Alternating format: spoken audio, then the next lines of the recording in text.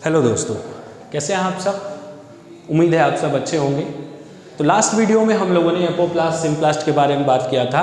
उससे पहले हमने एक्टिव एब्जॉर्प्शन के फर्स्ट पार्ट जिसको हम लोग ऑस्मोटिक एक्टिव एब्जॉर्प्शन कहते हैं उसके बारे में बात किया था। अगर आपने वो वीडियोस नहीं देखी हैं तो मैं उन वीडियोस का लिंक अपने इस वीडियो के डिस्क्रिप्शन में दे दिया है। आप ज़रूर उन वीडियोस को देखें, तभी आपको आगे का टॉपिक जो है वो समझ में आएगा। आज हम लोग डिस्कस करने वाले हैं नॉन ऑस्मोटिक एक्टिव एब्जॉर्प्शन के बारे में कि नॉन ऑस्मोटिक एक्टिव एब्जॉर्प्शन क्या होता है। तो welcome to education ultimate, this is Vivek here. बिना देरी करते हुए जो है स्टार्ट करते हैं आज का topic. Non osmotic, last video में मैंने बताया था कि ऑस्मोटिक एक्टिव एब्जॉर्प्शन कैसे होता है। ऑस्मोसिस प्रोसेस के हेल्प के थ्रू, यानी सिंपल यहाँ एंड ऑस्मोसिस होता है और एंड ऑस्मोसिस के थ्रू वाटर जो है वो कहाँ इंटर कर जाता है बेटा। वाटर जो है वो इंटर कर जाता है रूट हेयर में। रूट हेयर में इंटर करते ही रूट हेयर के ऑस्मोटिक प्रेशर जो है लो हो जाता है, टर्गर प्रेशर हाई हो जाता है, सक्शन प्रेशर डीपीडी जो है वो लो हो जाती है, जिसके कारण वाटर रूट हेयर से एंटर कर जाता है कहाँ पर, एपिडर्मिस। फिर एपिडर्मिस से कॉर्टेक्स में दो तरह का पाथवे, एपोप्लास्ट सिम्प्लास्ट। कॉर्टेक्स से होते हुए हमारा एंडोडर्मिस से पेरिसाइकिल से प्रोटोजाइलम, और फिर ये जाइलम जो है उस वाटर को प्लांट के अलग अलग भागों में जो है ट्रांसपोर्ट करता है।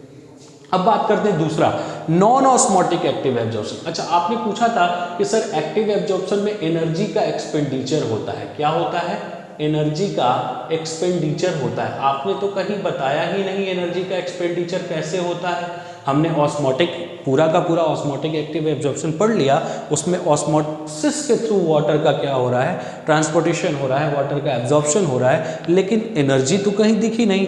आज हम लोग उस एनर्जी की बात करेंगे सेकेंड पार्ट में, जिसको हम लोग कहते हैं क्या, नॉन ऑस्मोटिक एक्टिव एब्जॉर्प्शन।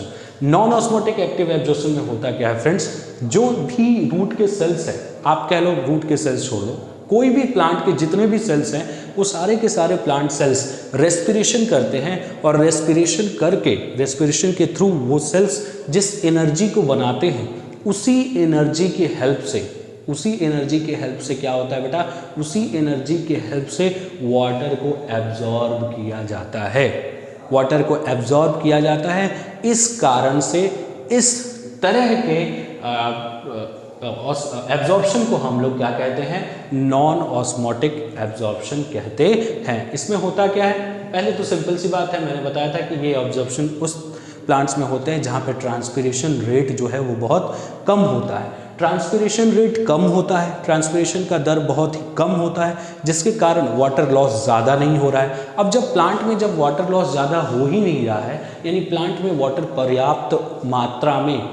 पर्याप्त मात्रा में वो पड़ा हुआ है, जब प्लांट में वाटर पर्याप्त मात्रा में पड़ा हुआ है, इसका मतलब कि प्लांट को वाटर की नीड कम होगी, यानी प्लांट के सेल्स के अंदर वाटर का कंसंट्रेशन हाई है। कहाँ है, प्लांट सेल्स के अंदर वाटर का कंसंट्रेशन क्या है बेटा, हाई है।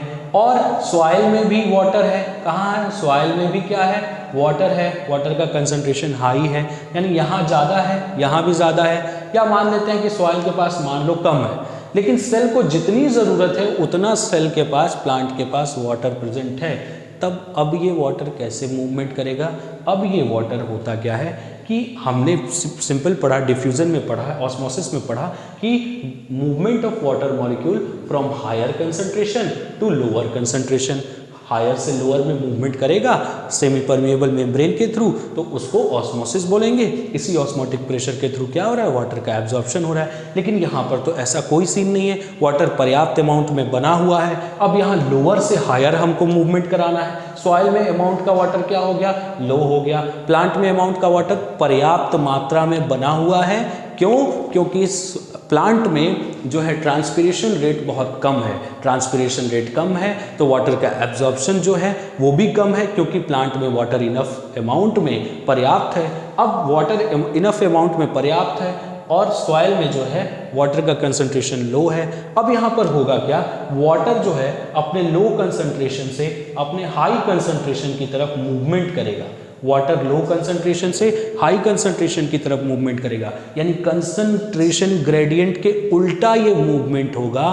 इसीलिए अब चूंकि कंसंट्रेशन ग्रेडियंट के उल्टा हमें मूवमेंट कराना है, तो सिंपल सी बात है, हमें किसकी एनर्जी चाहिए, हमें कोई एनर्जी चाहिए जो कि क्या करे, इस कंसंट्रेशन ग्रेडियंट के उल्टा वाटर का फ्लो कराए, वाटर का मूवमेंट कराए, वाटर का एब्जॉर्प्शन कराए, ताकि प्लांट वाटर को एब्जॉर्प्शन कर सके। और ये एनर्जी कहाँ से मिलेगी, ये एनर्जी प्लांट के सेल्स जो रेस्पिरेशन करके एनर्जी बनाए हुए हैं, उसी एनर्जी का कंजम्पशन करके, उसी एनर्जी का यूटिलाइजेशन करके प्लांट जो है वाटर का मूवमेंट कराते हैं। और यहाँ पर इस तरह से एनर्जी का एक्सपेंडिचर होता है बिना ऑस्मोसिस के हेल्प से। इस तरह के वाटर के एब्जॉर्प्शन को हम लोग क्या कहते हैं, नॉन ऑस्मोटिक एक्टिव एब्जॉर्प्शन कहते हैं। क्या कहते हैं, नॉन ऑस्मोटिक एक्टिव एब्जॉर्प्शन कहते हैं। ठीक है, उम्मीद है आप सबको समझ में आया होगा। एक बार फिर से मैं रिकॉल कर दे रहा हूँ। सॉइल में वाटर कंसंट्रेशन लो, प्लांट में ज़्यादा। क्यों? क्योंकि प्लांट में ट्रांसपिरेशन रेट कम है, वाटर पर्याप्त अमाउंट में प्रेजेंट है। अब हुआ क्या, सॉइल में वाटर कंसंट्रेशन लो हो गया, प्लांट में वाटर कंसंट्रेशन हाई हो गया, लेकिन फिर भी एब्जॉर्प्शन कराना है, यानी वाटर को मूवमेंट लो कंसंट्रेशन से हाई कंसंट्रेशन में कराना है, कंसंट्रेशन ग्रेडियंट के खिलाफ कराना है। हमें एनर्जी की ज़रूरत है, वो एनर्जी सेल्स रेस्पिरेशन प्रोसेस के थ्रू जो एनर्जी बनाए हैं, उस एनर्जी का यूटिलाइजेशन होगा, उस एनर्जी का एक्सपेंडिचर होगा, उसी एनर्जी के एक्सपेंडिचर के थ्रू वाटर का एब्जॉर्प्शन होगा। इस तरह के प्रोसेस को हमने क्या बोला, नॉन ऑस्मोटिक एक्टिव एब्जॉर्प्शन बोला। उम्मीद है आपको समझ में आया होगा। नेक्स्ट वीडियो में हम लोग बात करेंगे किसकी, पैसिव एब्जॉर्प्शन की। नेक्स्ट वीडियो में हम लोग किसकी बात करेंगे, पैसिव एब्जॉर्प्शन की बात करेंगे। तो आज के लिए इतना ही। अगर आपको कोई भी चीज़, किसी भी तरह का कोई डाउट हो तो कमेंट करें, कमेंट करके ज़रूर पूछें। बहुत इंपॉर्टेंट टॉपिक है, प्लांट फिजियोलॉजी का चल रहा है बेटा, तो ध्यान से पढ़िए। किसी भी तरह की कोई भी डाउट हो आप कमेंट करके ज़रूर पूछें। और अगर आपने चैनल को अभी तक लाइक, सब्सक्राइब, शेयर, वीडियो को लाइक नहीं किया है तो लाइक करिए, वीडियो को शेयर करिए, चैनल को सब्सक्राइब करिए। Thank you. जय हिंद।